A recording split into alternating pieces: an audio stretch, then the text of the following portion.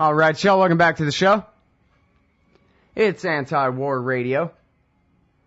I'm Scott Horton, and our next guest on the show today is Lew Rockwell. He's the chairman of the Ludwig von Mises Institute. You can find their website at Mises.org. And he also runs the website LewRockwell.com, which includes two great blogs, LewRockwell.com/blog and LewRockwell.com/political theater for his coverage of especially the 2012 presidential race. Welcome to the show, Lew. How are you doing? Scott, great to be with you. So Ron Paul's running for president. What's that got to do with peace on earth? Well, let me just mention, since I'm going to be discussing politics, I'm giving you my own views, and I'm certainly not speaking for the Mises Institute, which is a non-political organization.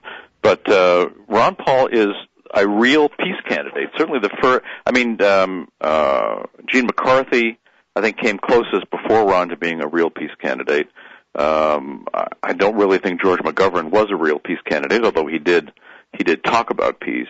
But Ron Paul is the real deal. I mean, he all his adult life, he's been a man of peace, both personally and ideologically, and he understands, like Murray Rothbard did, that the key issue is foreign policy and war. Of course, the Fed is extremely important, and sometimes I wonder whether they founded the Fed to fight World War I, or they fight World War I to found the Fed. I mean, I don't know the chicken and the egg point. But, so, of course, a million important issues about all the horrendous regulatory shackles on the free market, all the horrendous taxes. I always remember tax is shorthand for wealth destruction. So when they talk about taxes, that's what they're talking about.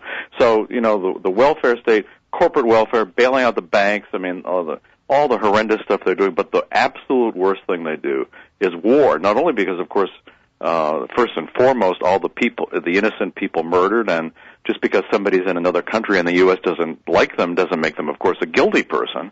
So there's the blood and the destruction, but then there's also the increase in state power that comes about from war. As Ludwig von Mises said, even the winning country loses because its own government is vastly strengthened. And so therefore the people and the economy, the society lose as the predatory state grows bigger and bigger as it feasts on blood. That's what happens in war. So Ron Paul, he's the real deal. He's an actual man of peace personally and a peace candidate. His religion is of peace. I mean, he really, there's been, I don't think, is there ever been anybody else like that running for president? Again, Gene McCarthy came the closest, and I think Gene McCarthy was a great guy. But he was no Ron Paul. Ron Paul is sounding the clarion call of exactly what we need to hear about how vicious these wars are, how destructive they are to our own liberties. Again, I think this is always secondary. The people we're murdering is the main point. But he's right. We can't have a free country while we have an empire. This is what some of the 18th century Americans said too. Because of course an imperial government that feels perfectly free to bomb and murder people overseas is hardly going to hesitate to run your house, your school, your family, your business, your church, whatever else. So by emphasizing the peace issue, Ron Paul shows what is in a very courageous thing. What is the important issue? But look what he's done. I mean, when he first started talking about this stuff, he was really a lone voice outside of a few libertarians. Today, he's brought along vast numbers of young people, vast numbers of actual Republicans, if you can believe it, to understand that war is not, what was that slogan from the 60s? War is not healthy for children and other growing things or whatever. So, I mean, it's bad in every sense, and he has shown what one person can do. I mean, he has vastly spread the message of peace, the urgent moral message that we have to have peace. If we want civilization, Mises, of course, made the same point, Rothbard, many other great men. If we want civilization, if we want prosperity, if we want freedom, we have to have peace, because war is the enemy of everything decent and everything good. Indeed. Well, one thing that I thought was actually really interesting was in Ron Paul's book, A Foreign Policy of Freedom, which is a collection of speeches from, I believe it's the late 70s through, a couple of years ago. Yes. Yeah, wonderful collection. And now, it's been a little while since I read it, but I think I remember that in some of those earlier speeches in the 70s and maybe in the early 80s, he starts off a little bit right-wing on little hawkish on China and Russia, and seemed, I think, skeptical of like the Nixonian opening with China and that kind of thing. But by 82 or 83 or something, you can tell he's completely over even believing in the Cold War, that he really is like a completely plumbline antiwar.com style libertarian by the very early 80s. No, and of course the Cold War was all a trick. And it was started by the U.S., Harry S. Truman and his cohorts, and it was all a trick. I mean, the Russians, the Soviets, were responsible, I guess, for the worst government ever in the history of the world, the Soviet Union. But because it was always an economic basket case, they never had the wherewithal to have wars. I mean, they were able to fight World War II because of the vast amount of aid that the U.S. gave them. But they were afraid of war. Because they knew that the war was the one thing that could overthrow them. So they were not anywhere near as belligerent as the U.S. And of course, we can see since the end of the Cold War who actually was the belligerent. I mean, who actually, since the end of the Cold War, has been trying to rule the entire world and has started war after war after war. It's of course the U.S. Right, that's what Chalmers Johnson says, is that he was a spear carrier for empire up until the end of the Cold War, and then when NATO didn't disband, he went, well, wait a minute. Like Pat Buchanan, hey, the promise was a totalitarian bureaucracy within our shores for the duration of the emergency only. Now what is this? And Chalmers Johnson said that then he went back and he restudied the history of the Cold War that he had supported all those decades, in fact, teaching as a professor at USC. And he said, I was wrong. That's it. I was wrong. It was all a trick. Well, it was a trick, and the Soviets didn't even want to take over Eastern Europe. It wasn't until the U.S. started moving in belligerently against them that they then tragically and horribly staged communist coups in Western Europe and, of course, taking those countries behind the Iron Curtain. But still, I mean, Stalin withdrew from Austria, he withdrew from occupied Iran, and he offered to withdraw from occupied Germany in the early 1950s. Not because Stalin was a good guy, by the way. He was one of the great monsters in the history of the human race. But he was afraid of war, and he did not want war. And especially after what Russia went through in World War II, when they suffered so many casualties and such economic destruction, which they could hardly afford. So he offered to get out of East Germany and allow the reunification of Germany if the U.S. would agree that Germany would be neutral and would not be a member of NATO. The U.S. refused. So the fact that the East German people had to spend another 30 years under the boot of communism, that's Eisenhower and Truman and and the U.S. Pentagon and CIA and so forth that refused the hand of peace at the great cost to the people of East Germany. So the U.S. has always been the belligerent power, and in fact, as Hans Hoppe points out, the most belligerent powers have always been at least somewhat classically liberal in their economies, because that gives them the economic wherewithal to do mischief with. Mm-hmm. The Soviets, because they were barely surviving, and of course didn't even trust their own soldiers with bullets, although I'm reminded that American soldiers are not trusted with bullets in this country either. But they just couldn't get it together. I'm sure they would have loved to rule the world. They would have loved to have their boot on the throat of every human being on earth. They couldn't do it economically, and therefore they were not anywhere near as belligerent as the U.S. The U.S. has been, certainly ever since World War II, the belligerent power on the face of the earth. Mm-hmm. Well, and this is kind of the paradox of the free society. It seems like, you start out free, you get rich and powerful enough, along comes the greed and the corruption, to match that, as George Lucas wrote in the prologue to Star Wars, and then comes the empire and destruction. The only thing standing between this and that, I guess, is ideas. And the willingness of somebody, the willingness of a society to have a Congress full of Ron Pauls who just won't abuse the power that they have. Well, since there's only been one in more than 200 years, I'm not waiting for a Congress full myself. Yeah, which I guess means more empire until collapse. The road we're headed down. All right, well, hold it right there, everybody. It's Lew Rockwell from LewRockwell.com and the Mises Institute. We'll be right back after this.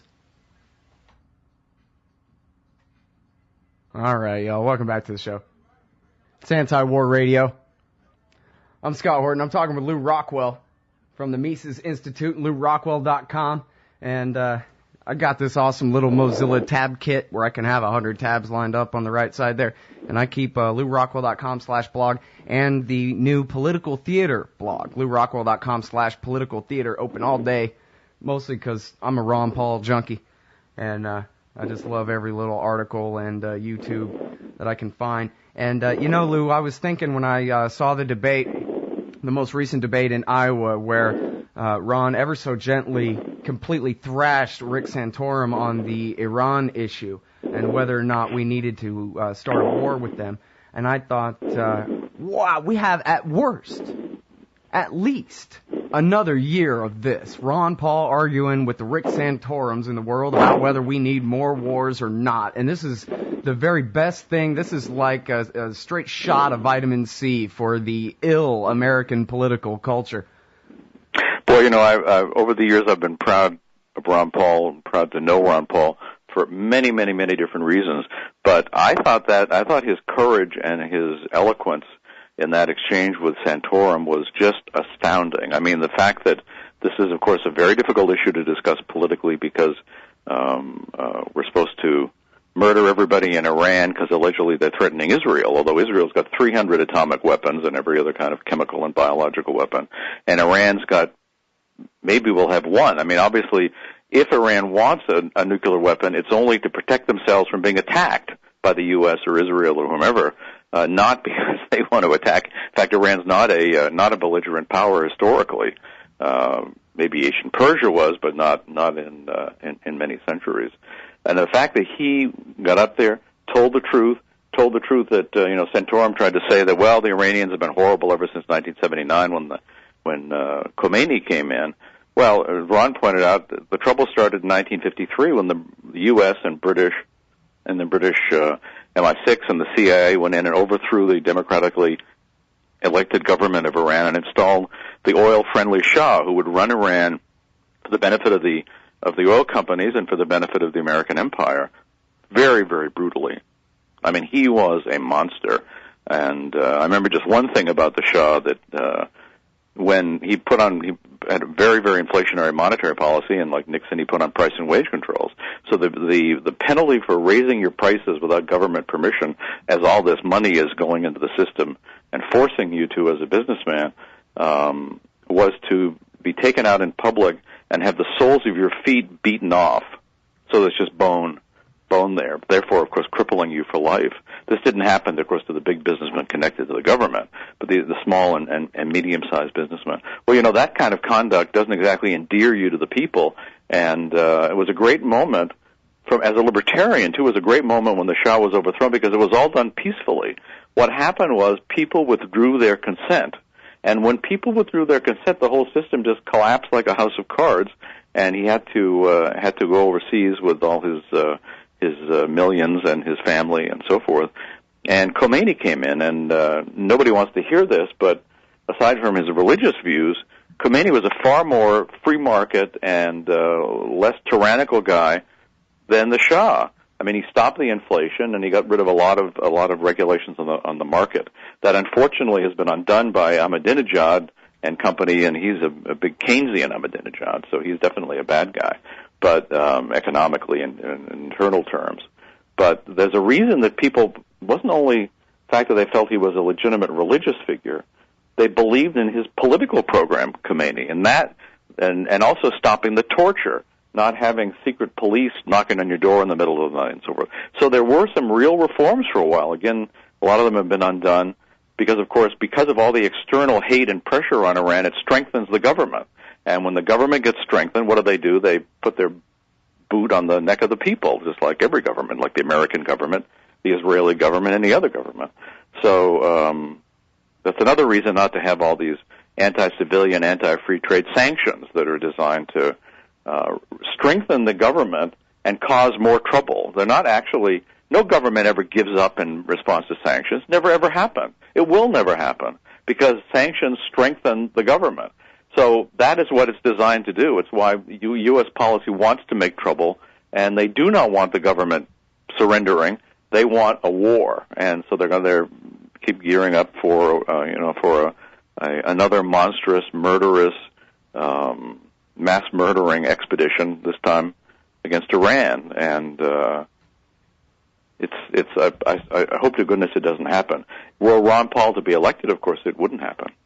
Well, and the thing about the Iran issue is, it's nuclear technology. So it's very murky, and people just automatically defer to the experts or whatever the unanimous opinion is. And it's virtually unanimous in the political culture in America that it's a terrible nuclear threat. Something must be done. The only question is what and how soon. And it takes somebody like Ron Paul to not only be right on the issue as far as what should or shouldn't be done, but who has the wherewithal to say, look, here's what the National Intelligence Estimate says. Here's the reality of politics in the region. Here's what I told you would happen if you invaded Iraq, et cetera, et cetera, et cetera. He really knows this stuff as good as the smartest think tank expert or whatever, as far as his depth of knowledge about the issues. So they can't beat him in an argument. He gets an argument about Iran with anyone, he's going to win because he's right and because he knows it.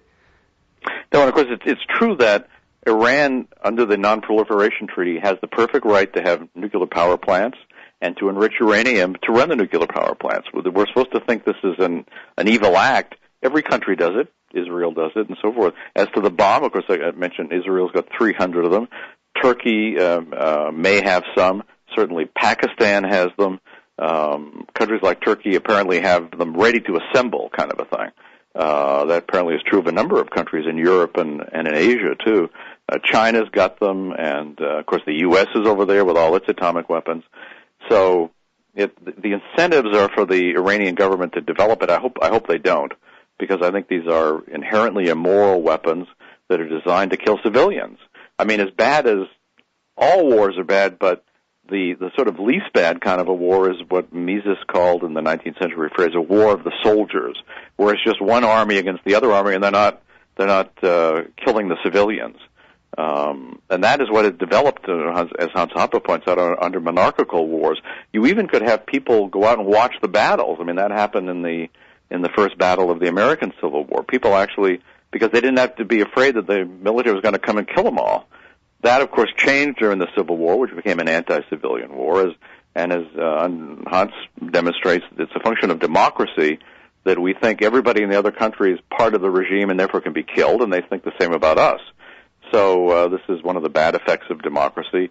And if there's a war against Iran, just like there were perhaps 1 million civilians killed in the war in Iraq, we don't know how many people have been killed in the war on Afghanistan. What about the war in Yemen and Ethiopia and, all the rest of these things? Who knows? Secret wars, open wars that the U.S. is waging around the world. Sometimes I would love to have, if anybody's got the data, by the way, I would love to report on at least an educated guess, how many civilians has the U.S. government killed in its history of depredations and killings? How many millions of people? Since 1791? Yeah, I mean, since certainly the War of 1812, which was an aggressive war, an attempt to conquer Canada, despite the propaganda we hear, that was the purpose of that war. In fact, in the Revolutionary War, the revolutionary side tried to conquer Canada too. So that was a theme for a while. But yeah, in the war against Mexico, the war against the South, the war against Spain, the war against Germany and Austria, so forth. How many people have been killed?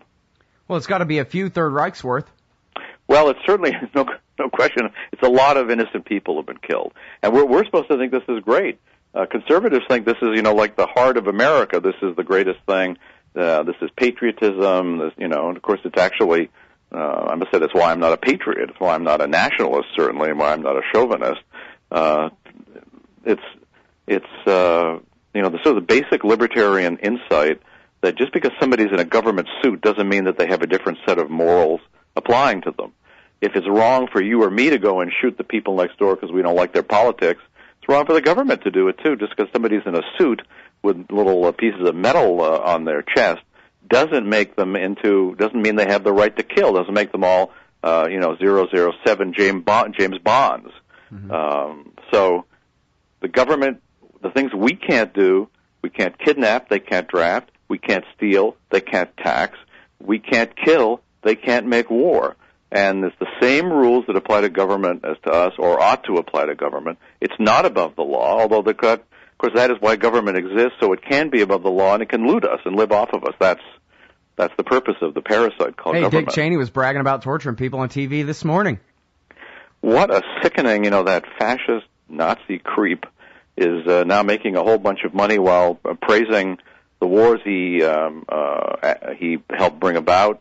He's denouncing the fact that Syria wasn't Syrians weren't all massacred back in 2007 or whenever it was he was advocating this.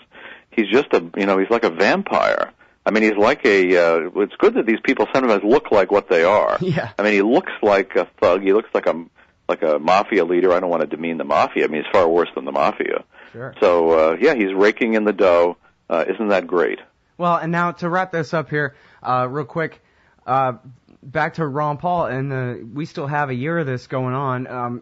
Obviously, they tried to ignore him, and that really backfired on them. They still have a year of at least having to pretend to treat this man with respect, as he explains, his positions on foreign policy, and I think most importantly, or very importantly, how we got into this war on terrorism, the blowback effect. Chalmers Johnson popularized it among activists like you and I, but Ron Paul's the one who taught, the culture, that term blowback, who taught we have almost 900 something bases in 130 countries and whatever. This we occupied Saudi Arabia and supported Israel before September 11th, which is what got us into this mess in the first place.